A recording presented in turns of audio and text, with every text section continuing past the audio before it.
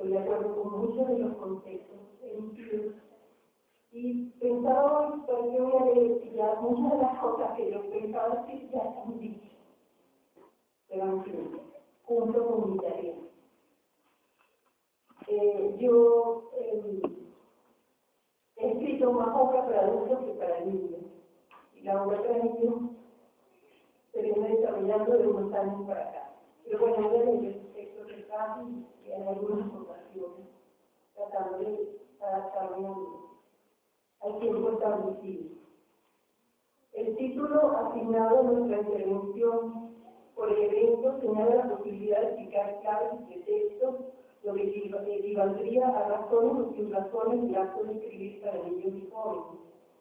Siempre pienso si realmente los escritores escribimos para un público lector determinado, o si lo que ocurre es que sencillamente escribimos y después de que el libro existe como tal, son los lectores los que deciden la adecuación sectorial de la lectura, o más bien los editores, quienes reunidos en cofradías consideran bien que apropiará el texto en cuestión.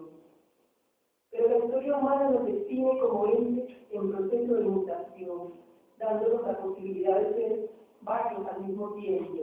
La niña o el niño que fuimos y el abuelo, la abuela, el padre o la madre que vimos o vivimos o somos. Desde estas múltiples perspectivas de la vida, nos apropiamos de modos del discurso nacidos indudablemente de percepciones, maneras de sentir y pensar, roces, heridas, glorias, entusiasmos, dudas y certezas. Y resulta que la escritura es la olla donde todo se cocina para tejer, tejer, hilvanar y sembrar la medida del texto. Y sabemos que el corazón tiene razones que la razón no entiende. Por lo tanto, a la hora de dilucidar claves nos tropezamos con los pretextos. La vida y la lectura se compaginan también, dado que creemos que entre el libro y el lector ocurre una relación amorosa de un profundo reconocimiento que le permite forjar una identidad y diferenciarse del resto de los demás, afirmándose como un individuo único e irrepetible. Es la condición libertaria de la lectura si se asume que no hay ninguna autoridad velada en la cueva, por lo menos nivel. La materia que tomará forma en el proceso mismo de la escritura incluye nuestra experiencia de vida, la observación del entorno y la investigación necesaria, y también lo leído, el camino de las palabras y el universo del lenguaje. Las razones o sin razones de la escritura. La explicación de crear, ya sea pintura, escritura, cine o cualquiera de los lenguajes del arte, con frecuencia se atribuye a un estigma físico, carencia o enfermedad. Cito: es una idea muy difundida que el artista obtiene su poder de alguna mutilación que padezca, que la herida de la ostra es lo que produce la perla. Sherwin tenía una creencia en la santidad y el poder ennobleciedor del dolor, y Novalis, el poeta de la muerte que murió de tuberculosis a los 28 años, experimentó un relato místico. ¿No será que la enfermedad es un medio para llegar a una síntesis más elevada, a un fenómeno de una gran sensibilidad, a punto de transformarse en un poder superior? Cuando Emily Dickinson consideró la ceguera, escribió el verso siguiente: lo que perdía en la enfermedad fue pérdida, o fue esa ganancia etérea que se obtiene al medir la tumba para después medir el sol. Y después la otra teoría, Graham Greene pondera: escribir es una forma de terapia. A veces me pregunto cómo logran escapar de la locura, de la melancolía y del pánico, que son estados propios de la condición humana, los que no escriben, ni componen, ni pintan. El mismo insiste en que los dos temperamentos presentes y predominantes de los creadores son la melancolía del maníaco depresivo y el pánico del episodio. Pero no se angustien, no creo que sea ni lo uno ni lo otro lo que me haya dado a escribir para niños y jóvenes. Prefiero pensar en las palabras de Baudelaire, quien atribuye al acto de escribir al redescubrimiento de la niñez por un acto de la voluntad, o a Catherine Mansfield, quien habla de su tremenda necesidad de mantener contacto con los otros por medio de la escritura. Me recuerdo a mí misma como una lectora voraz. Voy a agregar una parte oral que no está escrito, un poco porque todos han hablado de su origen familiar, y lo voy a y no voy a hacer la descripción.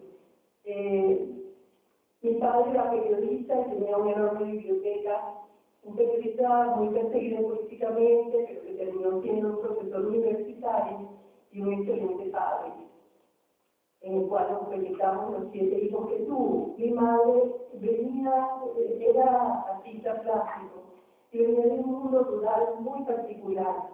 Era una excelente narradora natural. No lo hacía para contarnos un cuento, nos contaba su vida y las cosas que le pasaban. Entre ellas cosas como que había tenido de mascota un oso hormiguero y un tigre. Y había vivido siempre en el monte, en medio de el conuco de mi abuelo, y una cantidad de historias que a mí realmente me impactaron mucho y que indudablemente tienen que ver con lo que escribí posteriormente. El recuerdo fue como una lectora que comía libros como los ratones del queso y vivía a un lado, un rompimiento del tiempo real continuamente, a través de las historias, los paisajes y las circunstancias vividas en las lecturas. Dejaba de leer y descubría que había llegado la noche, pero en el libro no estaba en la aurora, en el crepúsculo y así. Es básicamente lectora, y de ahí se pasa la escritura, es lo que pienso, se cubre generalmente. No creo que el proceso mismo de escribir sea diferente cuando lo hago para adultos o para niños. Tuve una larga estadía en el teatro de Títeres. Comencé cuando estudiaba la secundaria y durante mis años universitarios en la escuela de letras era mi tarea profesional. Nosotros fundamos un teatro llamado El Chimbe de Chámpata, que hoy día ha continuado y tiene 50 años. Yo formé parte de la primera generación y realmente fue muy importante para mí. Esta mañana escuchaba a Leonor Bravo y creo que la experiencia es muy parecida en este sentido. El manejo de los muñecos me llevó a las historias que con ellos contábamos y de allí al contacto con los niños siendo intermediarios. Nos tomábamos muy en serio las respuestas de los niños a estas identificaciones y con frecuencia improvisábamos a partir de lo que ellos decían. Y así comencé a escribir para ese público asombrada con frecuencia de sus reacciones. Pero mi primer encuentro en serio, si se puede hablar de tal cosa, eran los tigres de la noche de Navidad. Lo escribí para mi hijo Sergio, recreando una aventura cercana que tuvimos en el zoológico de la ciudad. Yo creo que voy a decir, en realidad me distrae y prefiero concentrarme aquí, pero esta es una imagen de las páginas de este libro, por el cual recibí un reconocimiento de la alcaldía, porque parece que a partir de la salida de ese libro fue muchísima gente al zoológico, es un zoológico acuario muy particular.